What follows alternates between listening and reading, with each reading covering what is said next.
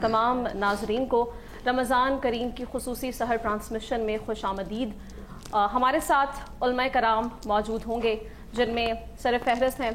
Doctor Tariq پیر شریف زادہ صاحب اور ان کے ساتھ تشریف فرمائے مفتی عبدالشکور حقانی صاحب۔ ویلکم مفتی صاحب، السلام علیکم۔ وعلیکم السلام ورحمۃ اللہ۔ ناظرین، اس کے علاوہ ہمارے ساتھ موجود ہوں گے عمران راحت علی خان صاحب اور ان کے ہم نوا، ان سے ہم قوالی بھی سنیں گے۔ تو ناظرین، جیسا کہ آپ لوگ جانتے ہیں کہ اس سے قبل جو ہماری نشست تھی سحر کی، اس میں ہم نے گفتگو کی تھی حرمین شریفین کے متعلق، اور یقینی طور پر ایک نشست کافی نہیں ہے اس کی فضیلت بیان کرنے کے لیے، اس کی اہمیت پر بات کرنے کے لیے ہم نے ایک اور نشست رکھی تاکہ ہم تفصیلاً اس کی اہمیت، برکت اور اس کی فضیلت پر گفتگو کر سکیں۔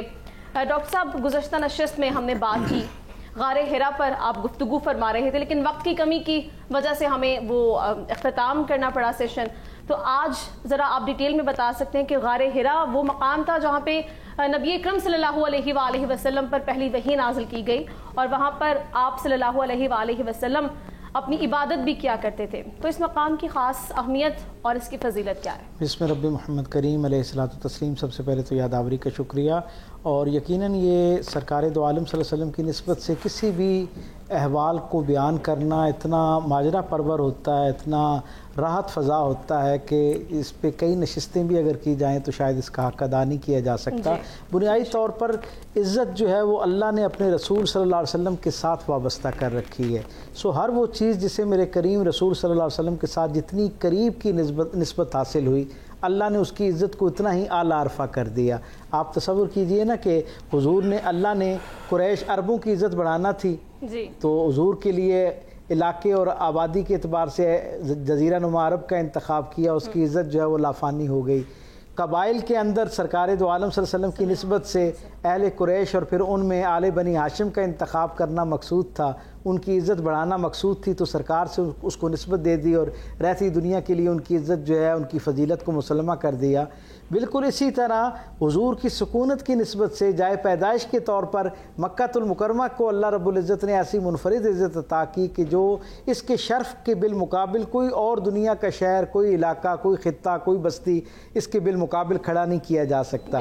کعبۃ اللہ جو ہے یقیناً اس کی اپنی تعظیم، آپ یہ تصور کیجیے کہ ایک ایسا عظیم المرتبت شہر ہے کہ جس کی قسم اللہ رب العزت قرآن حکیم کے اندر کھاتا ہے اور اس کو بلد الامین کہہ کے پکارتا ہے، اور پھر اس کی قسم کھانے کے دوران اللہ رب العزت یہ بتاتا ہے کہ اس کی فضیلت میں بہت ساری چیزیں بیان کی جا سکتی ہیں۔ اس کی فضیلت میں یقیناً ایک بہت عظیم الشان فضیلت اللہ کے گھر کا ہونا ہے، صفا مروہ کا ہونا ہے، حتیم کا ہونا ہے، مقام ابراہیم کا ہونا ہے۔ یہ پورے کا پورا شہر اور بستی ہی عزت پر مبنی ہے۔ اس کی فضیلتیں جو ہیں ہر آن اس کے اندر جو ہے اللہ کی طرف سے برکت ہو رہی ہے، اس کے تذکرے میں بھی، اس کی برکات میں بھی۔ لیکن اللہ قرآن میں کہتا ہے کہ میں اس شہر کی قسم اس لیے کھاتا ہوں کہ یہ وہ عظیم المرتبت شہر ہے، یہ وہ خوش نصیب شہر ہے جس میں میرے کریم آقا صلی اللہ علیہ وسلم جو ہے وہ سکونت پذیر ہیں، آپ وہاں پر رہ رہے ہیں۔ تو اس سے اندازہ ہوتا ہے کہ یہ پورا شہر، اس سے وابستہ ساری چیزیں ہیں۔ اور سچی بات یہ کہ رسول اللہ صلی اللہ علیہ وسلم کی نسبت سے جتنی بھی چیزیں اور جتنے بھی حوالے ہیں وہ سارے جو ہیں وہ نور علی نور ہیں، ان سب کا ذکر جو ہے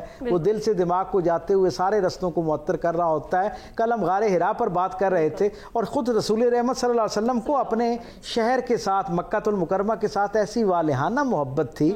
میں آپ سے عرض کروں کہ حضور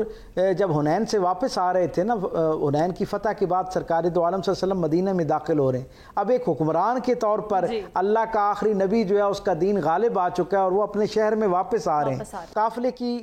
سپہ سالاری فرما رہے ہیں، اور بالکل قافلے کے اختتام پر جو لوگ ہیں نا، ان کے پاس سے ایک آدمی گزرتا ہے اور وہ ان سے کسی بستی کا پتہ پوچھتا ہے۔ اچھا۔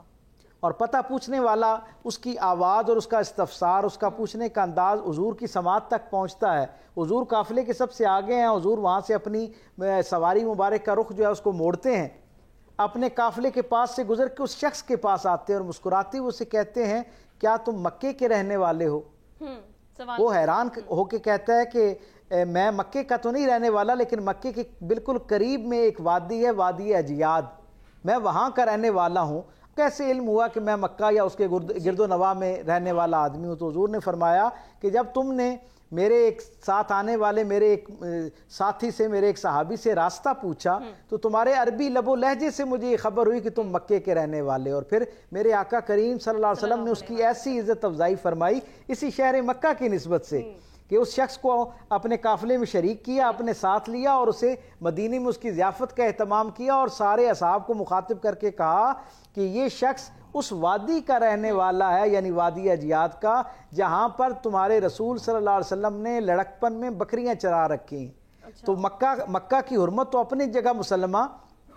مکہ کی گرد و نواح میں موجود وہ وادیاں جہاں سرکار دو عالم صلی اللہ علیہ وسلم کا بچپن گزرا، جہاں پر آپ کا لڑکپن گزرا، نوجوانی گزری، جوانی گزری، آپ تصور کیجئے نا کہ ان سب کی عزتیں بھی اللہ تعالیٰ نے تاریخ میں مسلمہ کر دی ہیں۔ اور مکے کی شان پہ کیا بیان کیا جائے کہ یہ وہ عظیم الشان اور خوش نصیب ترین شہر ہے جہاں میرے کریم آقا صلی اللہ علیہ وسلم نے اپنی 63 برس کی زندگی میں 53 برس 53 ایئرز اس ایک شہر کے اندر گزارے۔ اور میرے آقا کی اس شہر کے ساتھ محبت کا عالم یہ ہے کہ جب ہجرت کی رات رسول رحمت صلی اللہ علیہ وسلم مکے سے مدینے کی طرف روانہ ہوتے ہیں تو حضرت ابوبکر صدیق رضی اللہ تعالیٰ عنہ سے روایت ہے، جو حضور کے ساتھ اس سفر میں اس خوش نصیبی میں شریک تھے، حضور کے ساتھ سفر میں حضور کی معیت میں تھے، وہ کہتے ہیں کہ جب کوئی بلند مقام آتا ہے نا مکے سے جدا ہوتے ہوئے تو حضور اس پر کھڑے ہوتے اور مکے کی طرف مڑ کر مخاطب ہوتے اور کہتے اے مکہ تو گواہ رہنا، تو جانتا ہے میں تجھ سے کتنی محبت کرتا ہوں، تیرے شہر میں یہاں سے جدائی مجھے پسند نہیں تھی، بس تیرے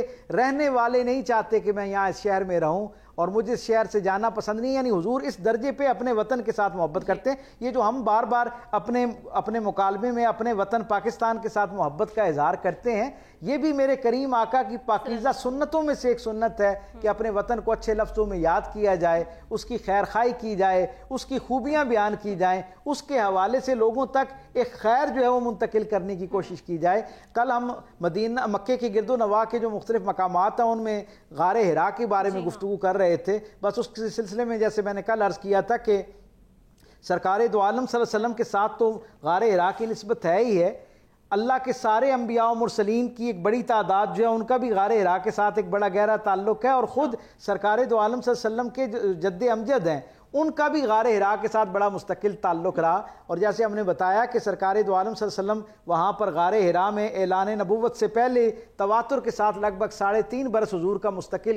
آنا جانا رہا، اور ایک طویل قیام بھی رہا، کئی دن کئی راتیں حضور وہاں قیام کیا کرتے تھے۔ اور غار حرا سے حضور کو اتنی محبت اور انسیت تھی کہ فتح مکہ پہ جب حضور تشریف لائے ہیں تو فتح مکہ ہو جانے کے بعد جب مکہ شہر کے اندر امن قائم ہو چکا، حضور اور حضور کے اصحاب جب مکے سے واپس مدینے کی طرف پلٹ رہے تھے نا تو رسول اللہ صلی اللہ علیہ وسلم نے اپنے اصحاب کو وادی ذی طویٰ میں دوبارہ واپس جاتے ہوئے، ایک تو آتے وقت قیام کیا تھا، جاتے وقت حضور نے اپنے اصحاب کو روکا اور خود حضور دوبارہ غار حرا کے اندر تشریف لے گئے، کچھ وقت وہاں گزارا، اللہ کی حمد و ثنا بیان کی، اللہ کا شکر ادا کیا کہ جس امانت کے ساتھ آپ نے مجھ پر یہاں وحی اتاری اور قرآن حکیم کی آیات بینات سے گویا مجھے عزت عطا فرمائی اور مجھے ایک ذمہ داری دی اپنا پیغام لوگوں تک پہنچانے کے لیے۔ آج اس کا اثر یہ ہے کہ وہ شہر جہاں رات کی تاریکی میں مجھے جس شہر کو چھوڑنا پڑا تھا، جس سے جدا ہونا پڑا تھا، آج پروردگار عالم کی نصرت اور مدد کے ساتھ وہ دین پوری شان کے ساتھ اور غلبے کے ساتھ اس شہر کے اندر دوبارہ داخل ہو رہے ہیں۔